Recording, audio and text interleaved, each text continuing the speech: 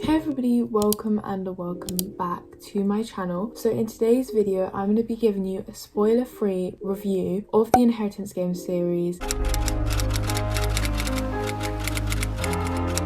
So let's get on to the video. So this series is one of BookTok's favourites, and I think rightly so. I absolutely love this book. So I have the first book with me here today. The other two I read on ebook, which is The Hawthorne Legacy and The Final Gambit. This series as a whole is one of my top 3 series that I've ever read. I literally love the series so much. It has mystery, it has romance, but it's not the whole plot, like it's a subplot, but there's still enough of it. The only thing that I think is a bit of a red flag in my opinion in terms of reading is it's a love triangle. There is 2 brothers that are kind of like her main love interest, and so obviously right off the bat that can seem a bit like, it depends who you like more, because obviously she ends up with one of them and not the other, and some people are quite disappointed about who she ends up with. I personally am extremely happy with who she ends up with. I think that it matches her personality the most, and like it makes sense for her to end up with that person. Their personalities just click, like it just worked. But a lot of people will not like the book, or said they didn't even read the 3rd one because they knew who she was going to end up with and they just didn't want that. So that is something to factor in. I don't really like love triangles a lot, but that one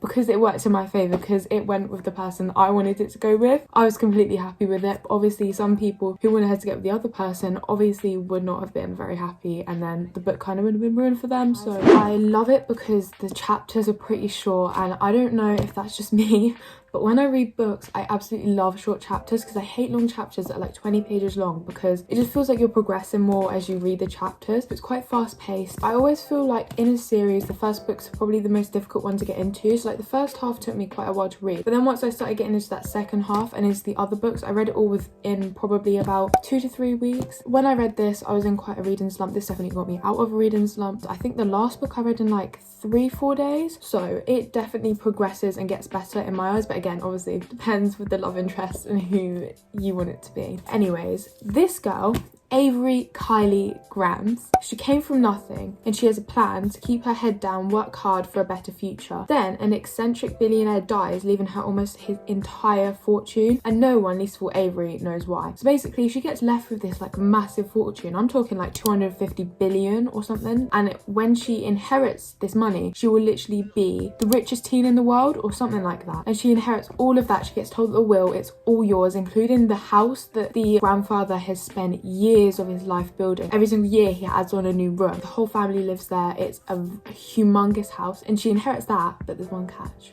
She has to live in the house for a whole year with the rest of the family that are there, and she can't, I don't think she can kick any of them out, I don't know, but they're all living there. So she has to live with the family, who obviously are not going to like her very much, because they thought they were inheriting all of the money, but actually she inherits all of the money. She's worried about people killing her, all of this, all of that, and so there's a lot of tension between her and the family members, because obviously they were going to inherit the money and they don't know why the grandfather would give it to a stranger instead of them. And basically that's like the beginning mystery of the series. People think or like suspect that she was a granddaughter that like nobody knew about, or a relative, or somewhere along the line they're related. So basically you go through everything of wondering, why did she inherit that much money? The mansion is filled with secrets and codes, and the old man's surviving relatives, a family hell-bent on discovering why Avery got their money. But the people in particular that are kind of like the main characters are Tobias Hawthorne, who is the billionaire who passed away, who gives Avery all of the money, are his 4 grandsons. They were supposed to be the ones that inherit everything, and especially the second oldest, Grayson Hawthorne, who is the heir apparent. Besides the point, she moves in. Everything's great, but then she realizes she's caught in a puzzle and in a mystery. The house has so many secrets, there's so many clues, so many mysteries, because what the grandfather did with the grandsons every year was they'd have like a puzzle or a mystery, and they'd be going against each other to like win. So she ends up getting caught in another game. So yeah, she's caught in a deadly game that everyone in this strange family is playing, but just how far will they go to keep their fortune? If she leaves the house within the 1 year period, she doesn't get the money, so she has to stay there for a whole year. These 3 books basically are the whole year, so by the end of the last book it would have been a whole year. They take her through the whole year journey, and all of the mysteries, all of the clues, all of the puzzles, all of the riddles, all of the drama that she has to get through just to get the money at the end of the 3 books and at the end of the year. It's amazing for people who love mystery but also love romance added to it. There's like a couple characters that are quite funny at times, and there's just a lot of lovable characters. There's some characters you hate, but you're gonna get that with every book. I do extremely recommend this series. It's one of my favorite series series ever. Also, I love the fact that she has come from nothing. She was poor, she was living with her older sister. There wasn't much for her. She had dreams to like travel and all of this, and suddenly they were like a reality, and she could actually travel. She could actually experience all of her dreams. And she obviously has got to wonder, why her? Why, like, out of everyone? Was it just random, or was it on purpose? Did he know about her? Is she related to the grandfather? Why her? And there's so many other mysteries and other questions that come up, and as you're continuing to read, honestly, it feels like more questions are coming up and barely any answers are being given. But by the end of the 3 books, it honestly just rounds up really perfectly in my eyes, and you pretty much get all of the answers. It's just a really, really good series. There will be another book which is called The Brothers Hawthorne. I don't really know what it's about. I think it's going to focus on one grandson, which is Grayson, which is the heir apparent, was supposed to be the heir apparent anyways. I'll put up on the screen what age rating Google says it is. Yeah, it gave you so many questions and it gave you a reason to read on, and that's why I liked the short chapters, because it was really fast paced. It was like, oh no, I'll just read to the next chapter, I'll just read to the next chapter. And I literally love books like that, because you just can't put it down because the chapter's so short, and every single end of the chapter it gives you like another question. You're like, oh no, am I going to find out about this? Am I going to find out about that? Or is Avery going to have more moments with one of the grandsons? And I think she's 17 because it's in America, so she still has to go to school, and she ends up going to like this like private school where they have to wear uniforms, and obviously there's a lot of drama because everyone's like the sons and daughters of like really rich people in America, because obviously it's like a really rich private school. We've got Nash,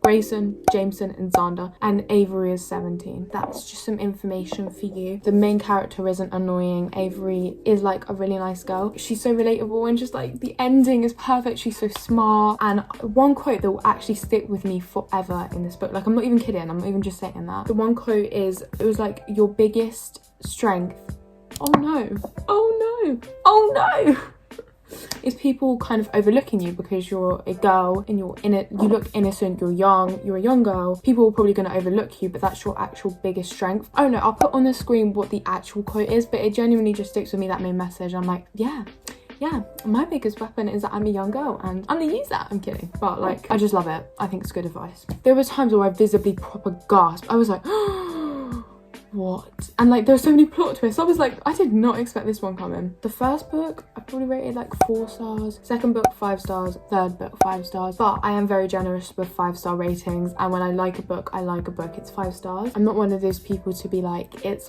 4.25 stars, like it's 4 stars or 5 stars. I feel like it's one of those book series you could read over and over again. Yeah, it won't have the thrill of not knowing what's gonna happen, but it's just one of those comfort books that I could read over again. Yeah, anyways, hope you enjoyed this video. Make sure to like, subscribe to my channel to see more book reviews. Comment down below what other books you want me to review, what other books you want me to read. Comment if you've read this book, comment if you're going to read this book. Just let me know what you're feeling. If you have read The Inheritance Games or are about to read The Inheritance Games, then after you have read it, make sure to watch the spoiler review of The Inheritance Games, where basically I'm just going to be telling you everything that I loved about the series, giving you an in-depth of my opinion on all of the plot twists. Bye guys.